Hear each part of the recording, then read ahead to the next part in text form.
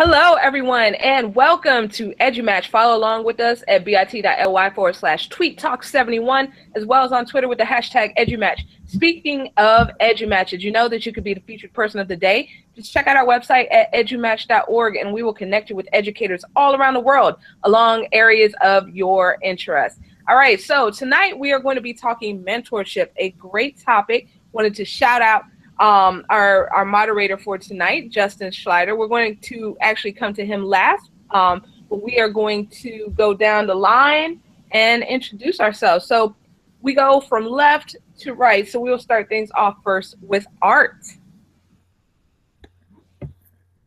How did I become the far left of this? So I'm Art LaFlamme. I'm an instructor at Angelo State University out of Texas, although I live in Portland, Oregon. I'm an Army vet, which I did for a whole bunch of years, which is where I got my background in mentoring and coaching. Sweet. Welcome, Art. Very happy to have you here. All right, so we're going to skip over Justin for the time being, and we're going to go next to Nicole. Hey, everybody. My name is Nicole. I have been an educator for 15 years in Texas. The last 6-7 years, I have been a mentor and coach at the campus level. This year, I am a district-wide EdTech coach, and I don't think I would be where I am without great mentors and great coaches.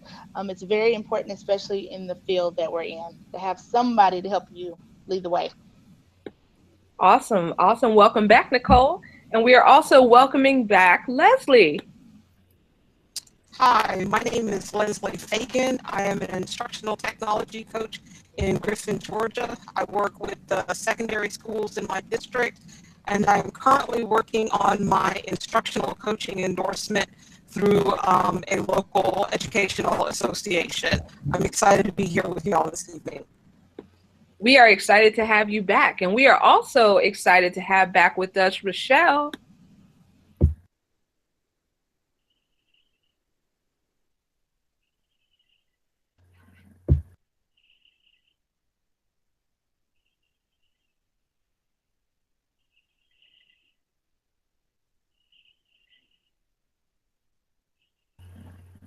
Sorry, I think maybe now. All right.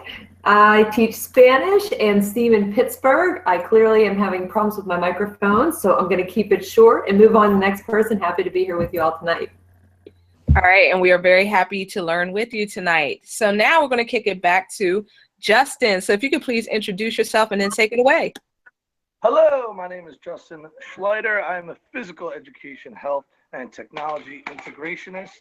But who I am is the least important person on the panel today, because we have a fantastic crew who's going to talk about mentorship.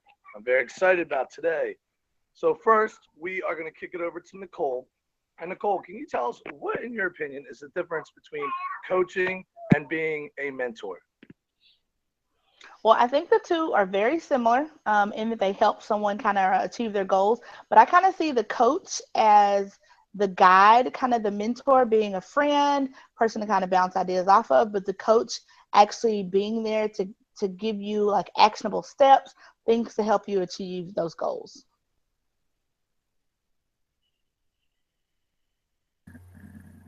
Beauteous. Let's kick it over to Leslie. And Leslie, just so you know, your mic cracks a little bit. I think you and Rochelle go to the same mic school over there. So you might want to take a look. Yeah, that's a little big. Anyway, so Leslie, also known as the Faginator, can you tell us what, in your opinion, is the difference between coaching and mentoring? Sorry about the microphone issues. I'm not at home today. But the difference between coaching and mentoring, the mentor, in my opinion, is more a person who, shows a new teacher how to do things at the school. They answer questions, but the coach is more about that one-on-one, working with the instructional practices and, doing some modeling and co-teaching and stuff like that with the teacher. And they do more listening, in my opinion, than the mentor does. The mentor is, oh, this is how we do things. And the coach is, how do you want to get there and how can I help you get there? Beauteous. All right, let's bring it to Rochelle, and we will save art for last. So, Rochelle, what, in your opinion, is the difference between coaching and? All right. Well, my microphone is working, I think, and I agree with both what Nicole and Leslie said. I see a lot of similarities, but then there are some differences, and I think that oftentimes when I think of a coach, I think of somebody that's more of, and I'm thinking like sports or whatever type of a coach, you know, it's more of like a task or some kind of a skill they're working on, whereas, and this might be an outdated definition too, whereas a mentor is somebody who has a deep, or can develop a deeper connection, or is there in place and doesn't just focus on one task or skill, but is there to be accessible for whomever it is that they are working with at any time. And part of that definition I come up with comes from my own experience in my school. Over the past couple of years, we've instituted a mentoring program with students, and I find that a lot of the times I'm not just working with my own students, and it's not on one thing, it's many students and on different levels. So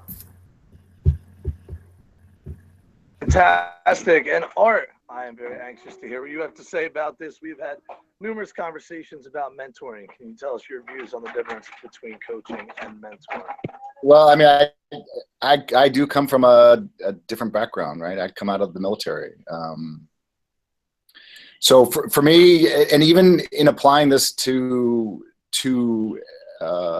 specifically education in the teaching side of things, the coaching side of things is about transferring skills. So when you look at how, like, we work with new teachers and those that we assign to junior teachers, you know, we call them mentors, but for me, that really is about coaching. That's about transferring skills to them. You know, making sure they know how to do lesson plans, make sure they know where the bathroom is, make sure they don't get lost, making sure they don't drown. That's exactly the same type of thing that, you know, a baseball coach does with 8-year-olds to transfer a skill to them. Because once you do that, then they know how to do it. That's coaching. And whether you talk about teacher to teacher or teacher to student, admin to teacher who wants to be a future admin, that's coaching. And mentoring, for me, mentoring really gets back to after something that, I mean, this comes right out of military culture. It's got two pieces to it. It's got to be voluntary and it's got to be mutual. And so, you know, finding those people that have the skill sets, the information, the capability, the capacity to plug a hole that's in your life, that has something that will help you, and they're agreeable to it, that leads to some kind of voluntary and mutual relationship between the two of you for some period of time until it no longer meets that criteria. It's no longer voluntary, it's no longer mutual, and then it moves on to something else. It could become friendship, it could just separate over time and distance. You guys could be in the same building, you could be in the same district, you could be on the other side of the world, but that for me is very much what mentoring is about. So then are you saying all those programs that force a mentor on someone either don't work, or you're just saying that those are coaching and not mentoring? So what I'm saying is when you get a new teacher in and your principal's trying to do the right thing by assigning somebody like with a clipboard and a checklist of things, very often that is about coaching. That is about making sure that they have a set list of skills. That's no different than, you know, a coach telling a junior coach, we have a new player on the team, make sure he knows how to hit the ball, knows how to catch the ball, make sure he knows how to hit a curve ball, make sure he knows how to slide into second base. That's coaching. That's not about mentoring. Mentoring is about, you know, I'm at like 5 years of my career and I'm starting to think about how to go back to school. And I have a decision that I'm going to have to make. And I need to find people who are somewhere down that road also. And I need to talk to people about that. It has nothing to do with them making the decision for me, but I need to talk about it. And in talking about it, I still have to make that decision myself. That's mentoring. Nobody's going to do that for me. Wonderful. Nicole, what are your thoughts on that, on the so-called forced mentorship versus coaching role, where you know due to the district and then they assign you somebody who you may or may not know? As Art was talking, I just kind of think there's a lot of overlap when it comes to mentoring and coaching. I feel as if when you're assigned a new teacher, whether you're new to the district, new to the building, new to education, period, I do believe that it is, our job to, help them see these are the things that can help you move from good to great. But I believe the mentor aspect, it comes in when I'm not going to tell you exactly what it is you need to work on. You tell me what you want to work on, and you tell me, how do you want to get there? And I'm kind of going to be a guide on the side. Now, as a coach, sometimes you do have to kind of step in, get right beside them, maybe teach with them, teach for them. It's kind of, it's a delicate kind of weaving in and out of that role as coach and mentor. Nice. Leslie, what do you have to add to the conversation? Hey, Justin. Oh, yes, Art. What's up? So one of the beauties I love that has emerged in our profession is that we have added coaches into our field. And there's one aspect that goes with that, right? In adding coaches, they also do something that is mentoring in nature. When you're working with other teachers, you can be doing things that is coaching, you're transferring skills to them, and you can do things that are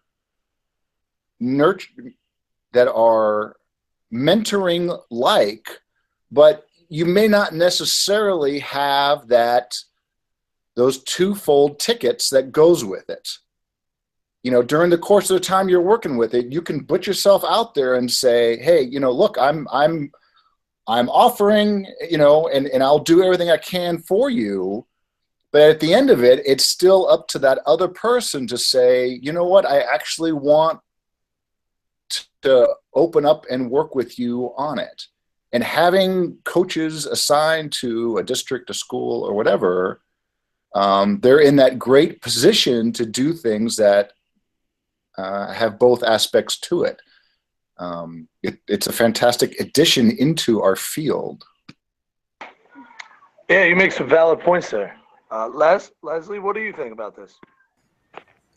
I think that it works better when the relationship is a mutual voluntary one. When I first started teaching, I was assigned a mentor, and it was great in that both of us had the same kind of personality. But when I worked at my last school, a lot of new teachers, new to teaching, new to the district were assigned mentors, and the mentors were in it strictly for the money. And that doesn't work because it's like they're just checking things off and they're really not making sure that the teacher is okay. If both of them want to be in it and they're in it for the right reason, it's a great thing. But don't force people into a relationship just because somebody at the district office says, oh, this is a great idea, because it's not always a great idea. Yeah, that's huge. The money part is huge. I mean, the fact that, A, you're forced to pay, and then if somebody's doing something for monetary gain, then, yeah, you would imagine it's not a true mentoring role. Rochelle, what do you have to add to this? Sorry, I was making sure the volume was there. Yeah, I'm just following around with what everybody has been saying. And I know that when I first started teaching, I was assigned a mentor, and it can become a little bit awkward, especially if you don't know people or for a number of reasons. And things have changed over the years, and I don't necessarily, I'm bad at picking one way versus the other, but I think that mentoring in itself serves such a valuable purpose. It just depends on what that purpose is. And in my current use of it with, right now they're high school seniors. And so my role is in helping to prepare them, get them ready for their final year of school before they transition onto whatever that next phase is. And I have met with some opposition with the students because, the flip side is, what's their take on it? You know, how do they feel about having this person assigned to them to work with? And that's another part of a conversation, I guess, for another day too, possibly. But I do enjoy it. I enjoy the experience, and I know there are difficulties in it sometimes, especially like if it is forced and it's not made by choice. But I try to be the optimist and think that it's set in place, or I guess what's the word? Inspired, or I'm faltering for words here, but for a good reason, I think, overall. Yeah, no, I agree. I definitely think it's set up for a good reason. And, you know, we could talk about this for hours about naturally occurring mentorships versus, you know, kind of the forced. And Art alluded earlier to the one online, becoming a digital presence. Leslie, have you found a mentor online digitally, and how did you go about doing that?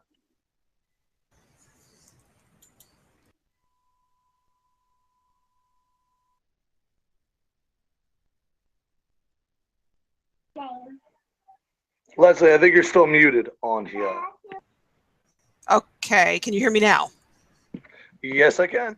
Okay, my mentors would be everybody in EduMatch. I get way more from y'all than I do, and I love my district because it's where I went to school, and I can't really see myself anywhere else. But I get an awful lot from you because I know that if I come to anybody, I can get an answer. We can work things out. You all have fantastic ideas, and we push each other, which is what I need at this point in my career. This is my third career, and it's the one that I like best.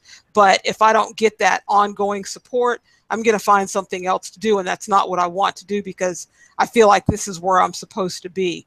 So yeah, you all are my mentors, and I appreciate you. Nice. We you as well. So, what are your thoughts on mentor or online? What are my thoughts on online mentoring? Correct. Like finding mentors online, connecting with people for your PLN. I'm gonna say exactly what Leslie has said. I'm looking at the panel, and I'm just now meeting Art, but I'm sure I'll reach out to him in the near future since we're now Edu friends. Everyone on this panel, I've reached out to them for something at some point or another. Ask them a question, ask them to kind of give me more information about something they were doing that I was thinking about doing. I just think, you know, the internet has made it so easy that we don't have to wait on mentors, that it's easy to go out and find people who are doing things that interest you. I was telling Sarah on Boxer earlier today that before I actually found all of you amazing people on Twitter and EduMatch and Boxer and all of that, you know, sometimes you can feel like the Lone Ranger. You know, you want to do things, but sometimes your mentor is disconnected and your mentor is not doing some of the things or doesn't have an understanding of some of the things that you want to do. So I will say that a lot of the things that I'm doing now, a lot of the things that, you know, I've really learned about in the last, you know, year or so have been from mentors that I have found online. Yeah, absolutely. And I don't want to diminish anyone on the panel, but I know Art spent a lot of time researching mentorship, reading about it, and the military has a very good mentorship plan. And I know Sarah is anxious to jump in. Sarah, tell us about mentorship. Yes, absolutely. I was actually going to jump in to welcome Ari, who has joined us on panel. So I just wanted Ari to please introduce yourself.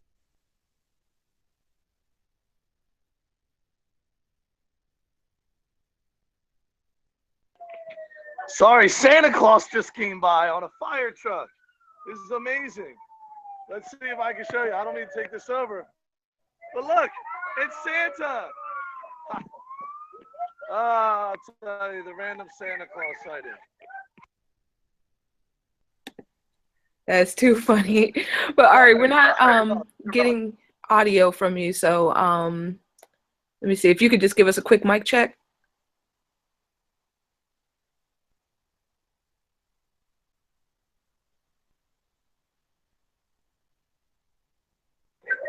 All right, I'm gonna kick it back over to Justin for now, but hopefully we can get Ari in with her audio.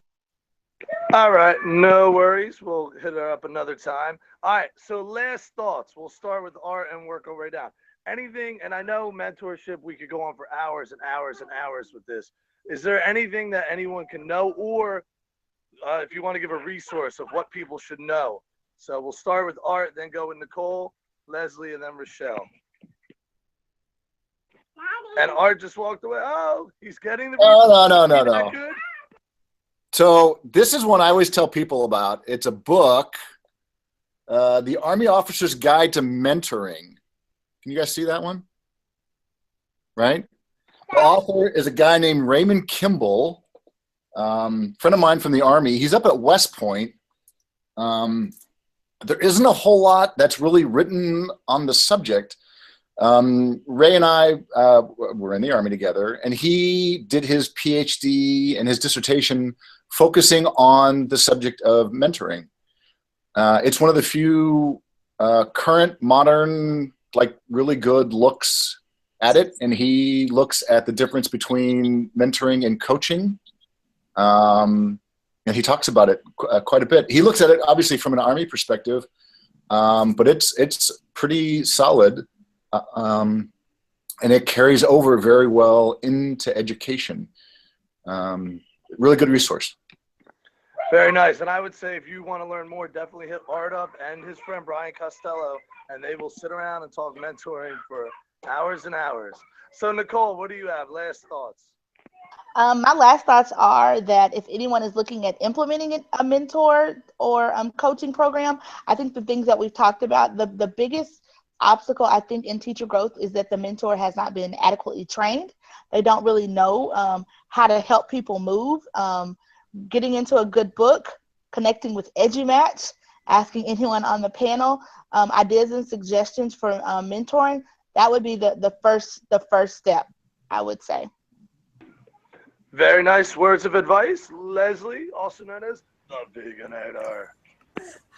I'm actually working on getting somebody to draw an image so that I can use that for part of my brand, but that's, not the point of this conversation tonight. I'm going to echo what others have said, and I'm doing my coaching endorsement now, but I did read the book, The Art of Coaching, in a book study for, I don't know, it might have been EdTech coaches, somebody got a lot of good information out of that. But if you're looking for a mentor and there's somebody that you really admire, ask them. People are flattered when you ask them to help you in your professional development. So just reach out to whomever you want to and get the relationship started and learn from each other and be willing to listen to other people. That's a big thing when you're wanting to be mentored or when you're acting in that capacity. Those are words of advice from the Faginator. I really like the sound of that. Sorry, y'all. Nice. And yes, being open, especially when your mentor says some things that you might not like, because that's obviously a part of being a mentor, not just being a yes person. Rochelle, what do you have to say about this? Yeah, I'm going to follow up with everybody else has said too. That you mentioned the book, The Art of Coaching was one book, and it seems like, and I don't know if it's more because I'm kind of looking for things these days, but I notice on a lot of the blog posts and websites and things that I tend to try and stay active with, you can find a lot of articles that deal with it. But of course, relying on things like social media and being in groups like this Voxer group that we have, or with EduMatch and any other ones out there, the nice thing about it is that if you do have questions about it, whether you're in a current program or you're looking to start one or you're somewhere along the way, you can ask the question and you can get answers from anybody at any time. That's one of the things that really makes this so great. And referring back to, and I can't remember who said it now, it might have been Leslie, I'm not sure, that relying on people in our PLN. I learned so much from all of you, and the support that has been provided throughout and continues is amazing. And I think that just being in this situation with these people, it's something that whether or not we are mentoring or we're coaches or anything, we learn some of the skills that are applicable into those areas just by the nature, I think, of being in groups like this. Whether or not we call ourselves that, I think we've become that to an extent. Great words of wisdom. And I will let Sarah wrap it up.